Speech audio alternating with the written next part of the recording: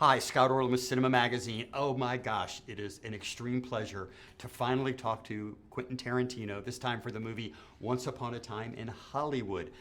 If my math skills are correct, you were 6 years old in 1969. Correct. And yet you chose to set that movie in that time frame in Hollywood. Why that specific era?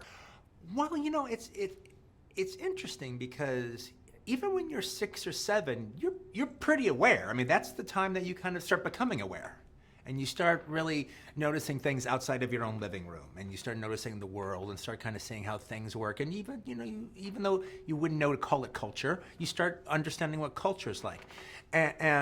So it was important that I was a Los Angeles County citizen then, at that point in time. And I remember what was on TV, I remember what the radio was like, I remember what the billboards on the streets were. I mean, that's kind of what I was doing. I was watching TV, I was listening to radio, I was looking at the billboards.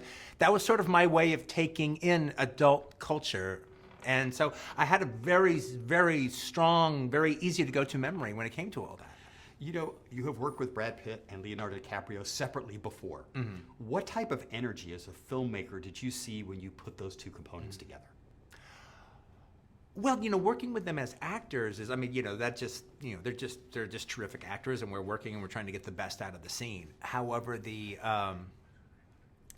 overt moviness of it all happened the first few times when I just kind of put them together. And so, okay, it's a two-shot, and they're either sitting in their car or they're talking out by the house, and now I'm framing up the shot, and I always check the frame before we start shooting.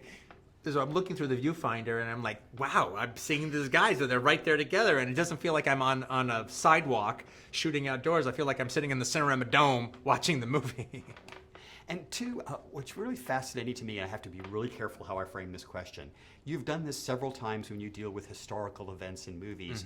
You kind of have a play with some historical, I don't say accuracy, but time frames. Yeah. Without giving anything away in this movie, why do you find that an interesting leap of faith an audience is taking? Well, it's just kind of, it's got to work out. You got to figure it out. It has to work out in an interesting, dramatic way.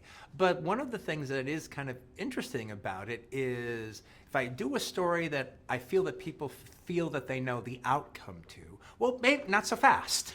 Maybe you don't. And I can actually use their information against them. And so now all of a sudden my movie isn't held back by a brick wall. It can almost go anywhere. And if you were to advise somebody, people in Germany watching now, they were coming to Hollywood, what would make a fairy tale for them? What would be essential for them to experience in Hollywood?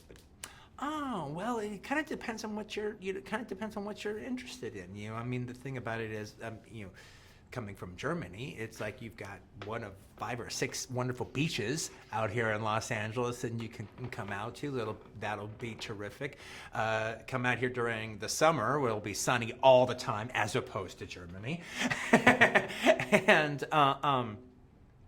But frankly, one of the things is the Hollywood area has done a fairly good job, especially for Los Angeles, along with downtown LA, of holding on to a bit of its history, where as much as things have changed, there still is enough from 30s and 40s and 50s and even 60s and 70s Hollywood that is still kind of there, even if it doesn't exactly do what it used to do back then. But, like for instance, there's not a whole lot of movie theaters on the Hollywood Boulevard, but the marquees are still there. So the kind of what it was, the ghost town it was, is still there.